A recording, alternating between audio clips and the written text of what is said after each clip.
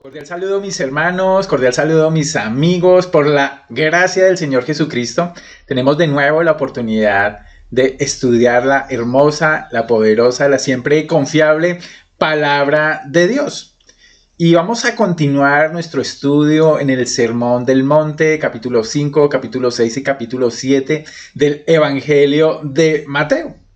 Y después de ver las bienaventuranzas, después de ver la revelación del Señor Jesucristo acerca de quiénes eran los pertenecientes al reino, cómo era su carácter, pues empezamos a ver una nueva serie que hemos denominado Entendiendo la Palabra o Entendiendo la Biblia con los ojos de Jesús. Ahí en el pasaje que va en el capítulo 5 del versículo 17 hasta el 48. ¿Y por qué estamos estudiando esta parte del Sermón del Monte? Porque después de que Jesucristo habló de cómo eran los integrantes del reino de los cielos, cuáles eran sus características, muchos quedaron perplejos y se preguntaban, bueno, Jesús trae una nueva ley, una nueva revelación. A lo que el Señor Jesucristo contundentemente dice, no, yo no he venido a abrogar la ley, no he venido a destruir la ley, hablando no solamente del Pentateuco, sino de todo el Antiguo Testamento, sino que el Señor afirma que había venido, y lo afirma con la autoridad de Dios, había venido a cumplir la ley de Dios. Pero el Señor quería resaltar un problema que tenía el pueblo, especialmente a través de los dirigentes, y era una mala interpretación, un mal énfasis, una mala aplicación de todos los mandamientos, de todos los principios de la ley, basados en un problema fundamental, y es que el religioso judío fariseo por excelencia había sacado de la mira la grande misericordia del Señor al dar la ley, no con el propósito de que el hombre se salvara por medio de ella, sino que la ley venía a mostrarnos la realidad de nuestra naturaleza pecaminosa y sus consecuencias. ¿Qué hizo el fariseo? ¿Qué hizo el escriba? En los tiempos de Jesús interpretó de manera inadecuada, diluyendo la esencia, el espíritu de la ley, y de una manera necia reglamentando los mandamientos de Dios al qué hacer diario, rebajando así los mandamientos de Dios. Y vimos varios ejemplos, la Biblia nos va a decir 6, nosotros vimos 3, y todos tenían que ver finalmente con esta aclaración del Señor.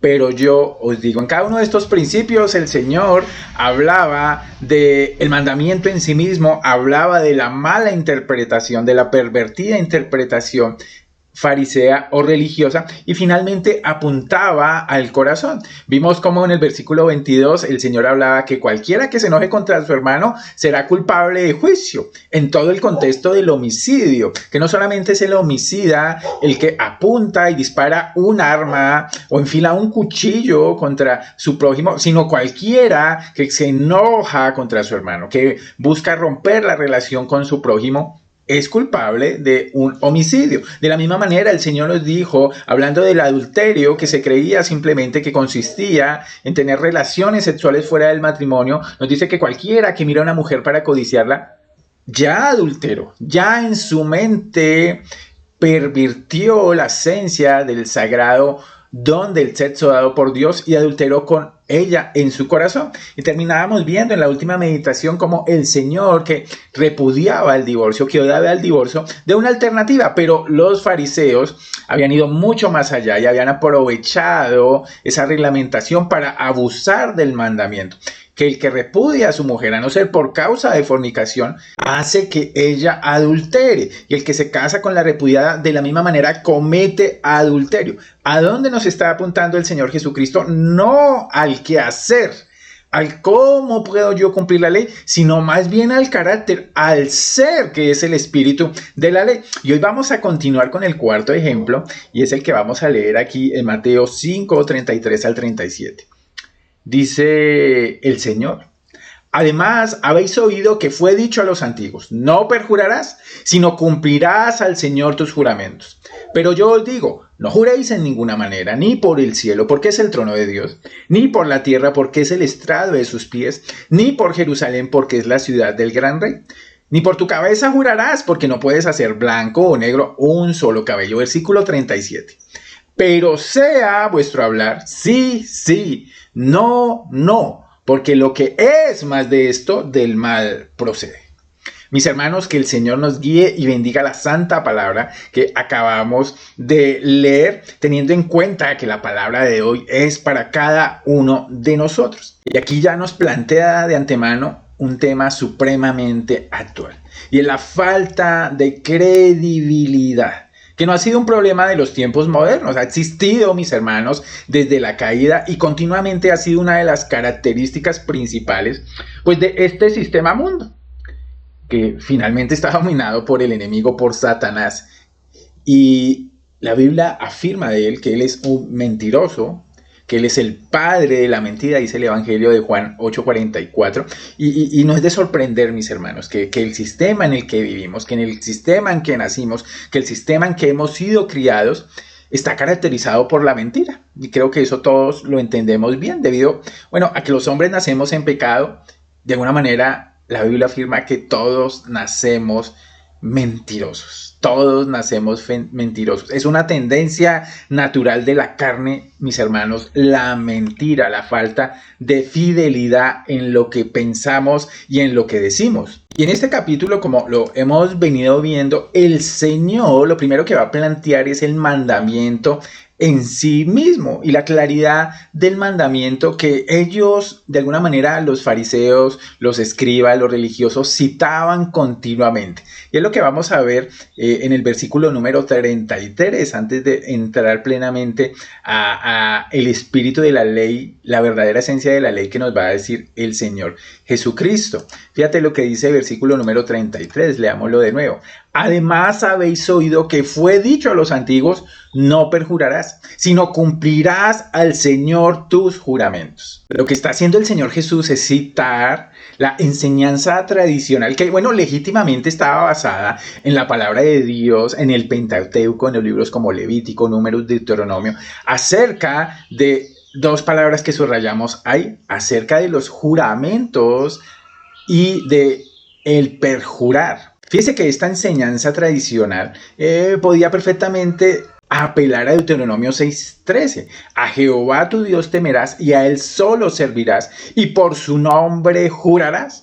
Mis hermanos, el Señor Jesús, desde la antigüedad, desde el Antiguo Testamento, daba la posibilidad de que el que temía al Señor, el que servía al Señor, tenía el privilegio de ponerlo a él como testigo en una transacción de algo supremamente sagrado, de algo en lo que se necesitaba que las personas involucradas tuvieran credibilidad unas a otras. Y la manera de hacerlo es como lo cita el libro de Hebreos 6:16, que los hombres ciertamente jurarán por uno mayor que ellos.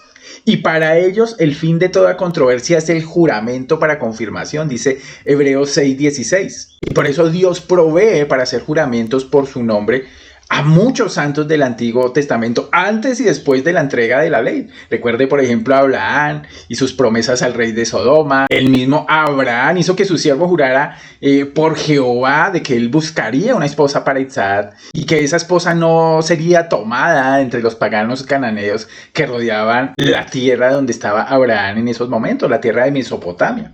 Y tanto Isaac, Jacob, Labán, David y Jonatán, vemos ejemplos de grandes hombres de Dios que hicieron juramentos y pactos en que se invocaba el nombre de Dios como testigo de la veracidad y pues finalmente de la sinceridad que se tenía en cualquier pacto o en cualquier promesa. Pero cuando hablamos de perjurar, también estaba basado en el Antiguo Testamento, Levítico 19:11, y no juraréis falsamente por mi nombre, profanando así el nombre de tu Dios, yo Jehová. El Señor está hablando y advierte del jurar falsamente, del no cumplir, de que el nombre de Dios estaba en juego y se estaban violando dos mandamientos de Éxodo 20. El de utilizar el nombre de manera ligera, el nombre mismo de Dios, y finalmente el de dar falso testimonio delante del prójimo. De la misma manera, el libro de Números 32 dice: cuando alguno hiciere voto a Jehová o hiciere juramento ligando su alma con obligación, no quebrantará su palabra, hará conforme a todo lo que salió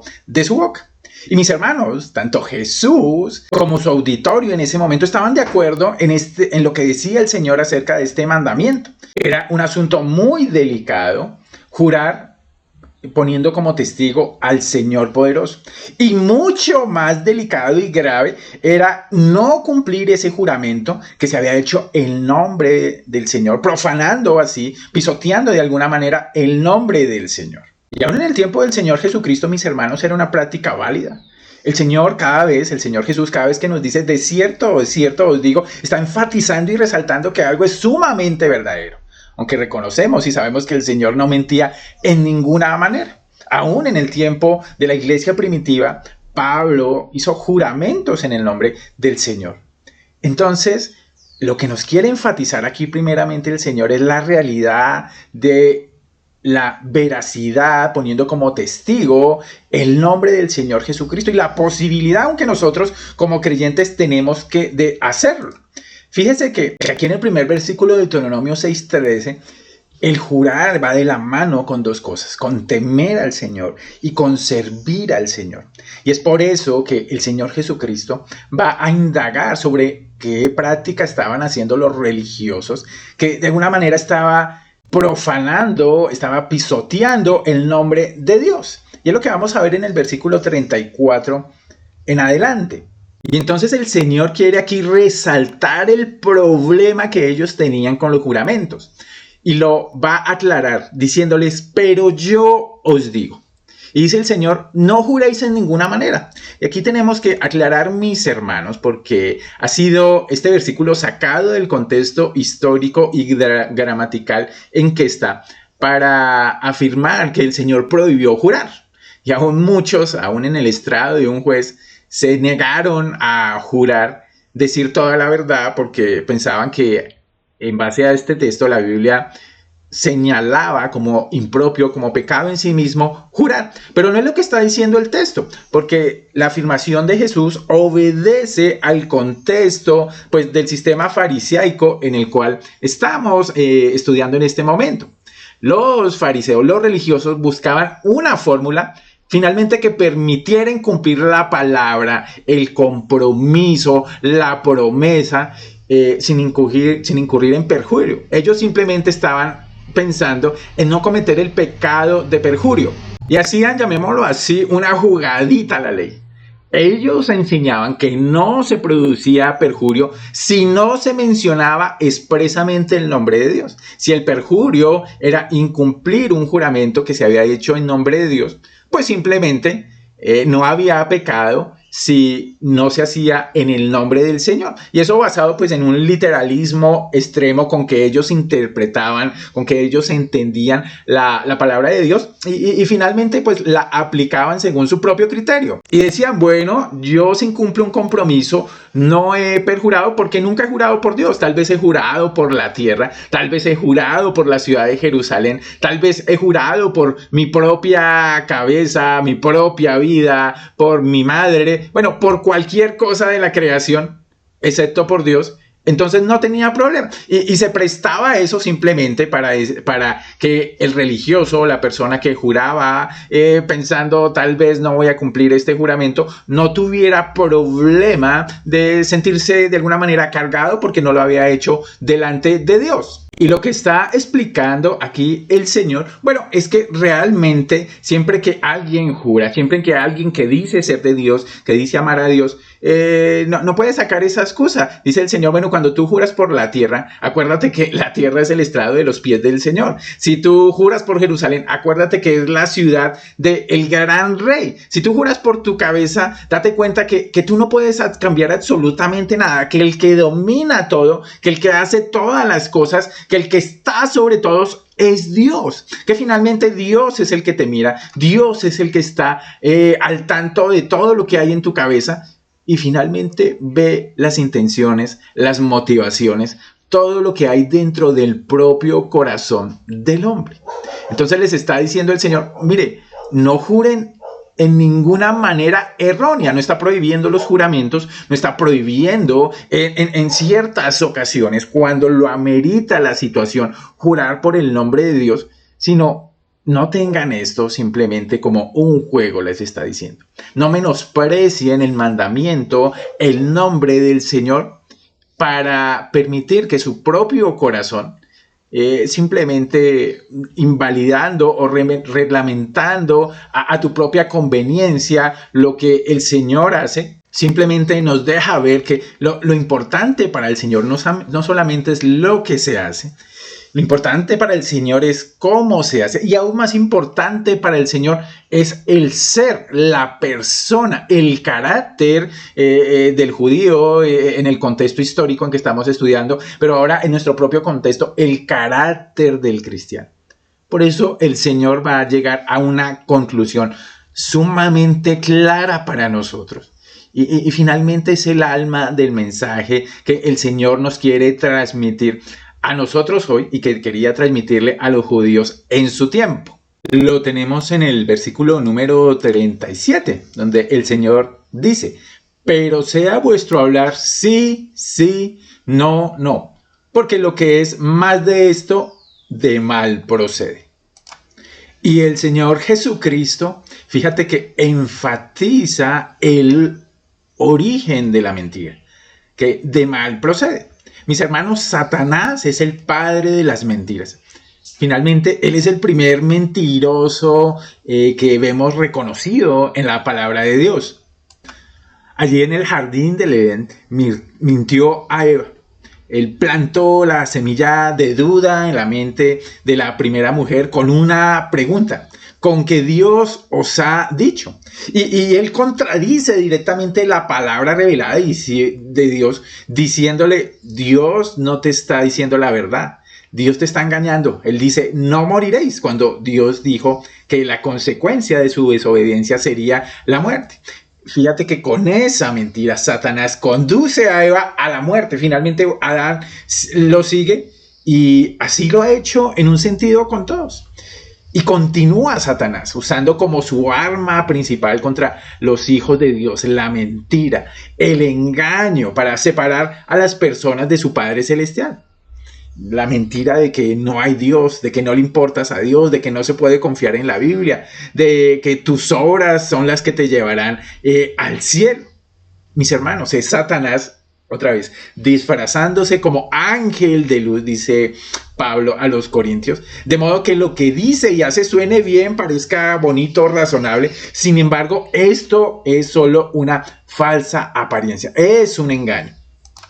Y lamentablemente, mis hermanos, nuestra naturaleza pecaminosa sigue por el mismo camino, sigue la misma tendencia. Aún los hombres de Dios, y si le digo un hombre de Dios, tal vez usted piense en el hombre que era conforme al corazón de Dios, en el mismo David. Un hombre que reconocemos, y tal vez usted viendo esta imagen sabrá la escena a la que hago referencia, el mismo David, un hombre valiente que se enfrentó a Goliat, tuvo retos en su vida, donde finalmente vemos por la revelación de la Escritura que David luchó con su propia honestidad. David luchó con su propia tendencia a la mentira. Y el mismo David que responde a los filisteos diciendo: el Señor Dios me ha librado de las garras del león y de las garras del oso. Él me librará de la mano de este filisteo. Ese mismo David, confiado y valiente, en una escena que no es tan famosa tal vez como la de David y Goliat, unos años después, bajo la persecución de Saúl, fíjate que miente. Y miente no solamente tal vez con sus palabras, sino con su propia actitud. Ahí en el primer libro de Samuel 21 lo vemos. En la Nueva Traducción Viviente dice: entonces David escapó de Saúl y fue donde estaba el rey Aquis en Gat. Pero a los oficiales de Aquis no les agradaba que David estuviera allí. ¿No es este David el rey de la tierra?, preguntaron. ¿No es este a quien el pueblo honra con danzas y canta: Saúl mató a sus miles y David a sus 10,000? David oyó esos comentarios y tuvo mucho miedo de lo que el rey Aquis de Gat pudiera hacer con él. Así que, ¿cuál fue la actitud de David? Dice el versículo 13. Así que se hizo pasar por loco, arañando las puertas y dejando que la saliva le escurriera por su barba. cómo pasamos de la situación en donde David muestra su valentía delante del filisteo, delante de Goliat, pues a esta oscura mentira donde se encuentra David fingiendo actuar como un loco, con saliva y todo, corriéndole por la barba. Mis hermanos, miremos la esencia de la mentira. ¿Qué nos mueve a distorsionar las circunstancias para que jueguen a nuestro favor? ¿Por qué tergiversamos la verdad? La respuesta que muchas veces damos es que, bueno, es por la circunstancia, por algo externo, por la situación que está a nuestro alrededor. Tenemos que mentir, tenemos que engañar. Pero, mis hermanos, en el caso de David y aquí en el caso de la gran mayoría de las mentiras, es por el temor. Hermanos, el temor convence a nuestro propio corazón de que las terribles consecuencias de que nos esperan por tal vez hablar la verdad justifican la mentira. David tal vez pensaría, bueno, ¿qué será de mí si el rey Gad me entrega a Saúl? Y tal vez usted piense, ¿qué será de mí si no miento en el trabajo, por ejemplo? Si no hago pasar muchas cosas como verdaderas cuando son falsas. ¿Qué dirá mi jefe? ¿Cuáles serán las consecuencias de hacerle frente con la verdad a todas las situaciones? ¿Cómo podré después encontrar trabajo si me despide? ¿Qué dirán mis amigos cuando se enteren de que me echaron de trabajo? Mis padres, mi esposo, mi familia. ¿Cómo voy a encontrar un trabajo tal vez igual de bien remunerado? ¿Cómo afrontaré pues todos los gastos? Hermanos, todas esas preguntas muchas veces vienen en nuestra vida y a veces de manera inconsciente los hacemos, son un gatillo. Y el temor siempre pregunta, ¿qué será de mí en esta situación? Y entonces concluimos ahí, mis hermanos, que el origen de la mentira finalmente es el miedo, es el temor. Tenemos terror a las consecuencias muchas veces de lo que ser completamente honesto puede acarrearnos. Queremos defender nuestra propia imagen, nuestra propia reputación, todo lo que los otros piensen de mí, que piensen que soy perfecto en muchos sentidos. Y mis hermanos, esa situación nos lleva a inventar una serie de mentiras, a de alguna manera maquillar la verdad, a manipular la verdad, a una cantidad de cosas que parten de nuestro propio corazón y de nuestra propia mente. Porque sin lugar a duda, cuando mentimos tenemos un objetivo, tenemos una mente. Mentimos para no sufrir las consecuencias que anticipáramos si llegáramos a decir la verdad. Y eso es, queremos tener el control. ¿Para qué mentimos? Para tener el control de las situaciones, para que no se salgan de nuestra mano. Y mis hermanos, esto estaba pasando con el mismo David aquí en el primer libro de Samuel. Así como David fingimos, exageramos, ocultamos, desviamos el tema, enfatizamos aquellas porciones de la verdad que nos convienen. Quiero plantearle algunas preguntas que nos pueden ayudar a ver esta situación en nuestra propia vida. Mi querido, ¿decimos la verdad o parte de ella? Mi querido, seleccionamos cuidadosamente las palabras que usamos para tratar de guardar nuestra imagen, para tratar de guardar nuestra reputación, para salir lo mejor parado y queremos caer siempre como el gato en nuestras cuatro patas en todas las situaciones. Me describo mejor de lo que soy. Hay jactancia en mi propia definición de quién soy, de lo que hago, de lo que pienso, de lo que hablo. Mis hermanos, exageramos cuando nos toca defender algo que hemos hecho y tendemos a disculparnos muchas veces por nuestros errores, por nuestra falta de compromiso, etc. De alguna manera minimizando, y la pregunta es, ¿minimizo mis acciones, lo que hago? Utilizamos el silencio para evadir algún tema y es otra forma de mentir. La mentira es muy sutil, tiene demasiados matices y a veces no tiene que ver con no decir exactamente la verdad. A veces silenciamos para manipular una situación a nuestro favor. Simplemente no queremos sufrir las consecuencias de hablar la verdad porque muchas veces, y le pedimos a ello guía del Espíritu Santo, muchas veces no hablar la verdad es tanto como mentir. Es un matiz del propio mentir. Ahí mismo, mis hermanos, usted huye o huimos de ciertos diálogos o personas para evitar que se vean expuestos nuestros errores, nuestras falencias de carácter. Es algo muy común. Cambiamos ligeramente, por ejemplo, ciertas cifras, exageramos o minimizamos ciertas cifras para salir beneficiados, por ejemplo, en la declaración de nuestros impuestos, y nos convencemos a sí mismo de que ciertas mentiras no son tales.